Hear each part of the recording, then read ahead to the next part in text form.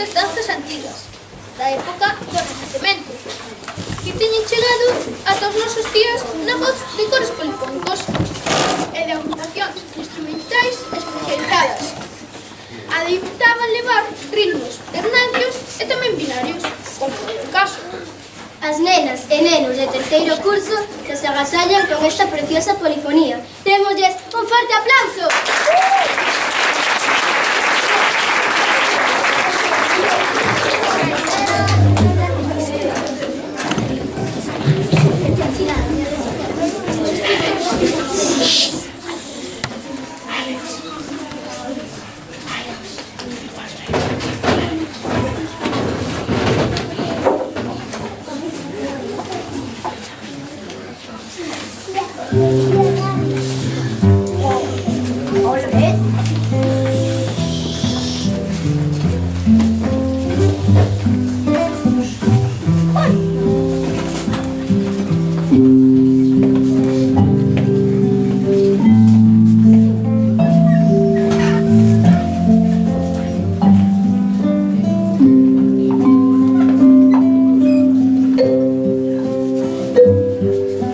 Thank you.